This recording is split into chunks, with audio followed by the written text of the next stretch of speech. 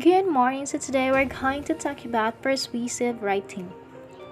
It is a writing that tries to convince a reader to do something or to believe what you believe about a certain topic. It takes a position for or against something.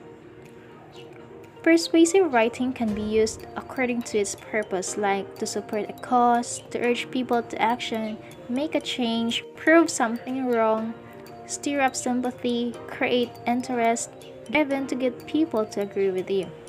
Persuasive writing follows a certain format. It must have an introduction with a hook and thesis statement, a body where the argument is explained, and a conclusion where main points are summarized and reviewed and the reader is left with something to think about. Here are tips on how you write a persuasive writing. First, you should know your audience. Before you start writing, you should know your audience.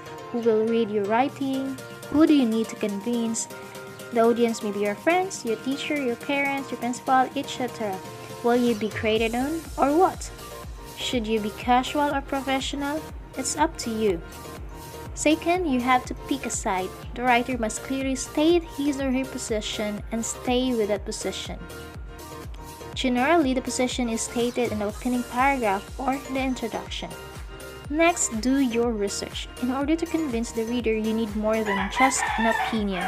You need facts or examples to go back your opinion, and be sure to do your research.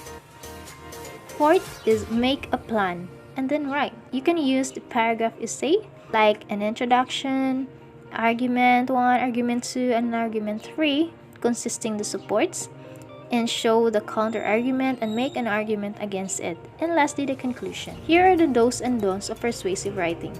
Let's talk about the do. Divide into 6 paragraphs. Have a thesis statement in your introduction.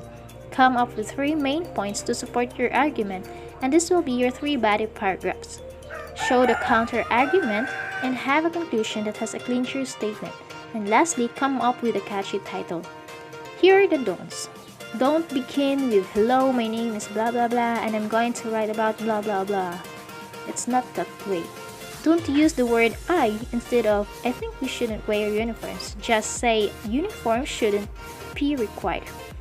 Be wishy-washy, directly pick your side. Don't forget to support your opinions with facts and examples. Now, how can you make a good introduction? Well, it grabs or hooks the reader's attention by using one or more of the following strategies. You can write an anecdote, a scenario, a quotation, an interesting fact or statistic, or a question. It tells how the writing will be organized and the author's position is clearly stated in a thesis statement. Next is how you create a thesis statement. A thesis statement is one sentence at the end of your introduction that states your opinion. It needs to be strong. First, choose 3 main focus points to discuss in your essay. These points will become the focus of 3 paragraphs in the body of your paper. Here are the strategies for making a conclusion. First, we have the call to action. You are going to ask the reader to do something or to make something happen. A challenges maybe. Second, we have to provide a solution or provide an answer to the problem, or even make a prediction. You're going to explain what might be the consequences of an action or an inaction.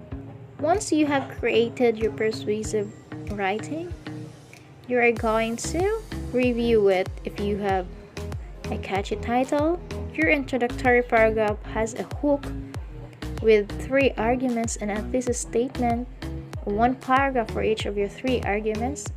It must have a counter argument and closing paragraph that restates your thesis and challenges the reader to think about it.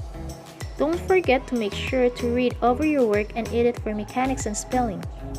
Write neatly, include detail and great vocabulary. Follow proper format and proper heading and skip lines. So that's all about creating a persuasive writing. I hope that you have learned a lot. Goodbye and God bless.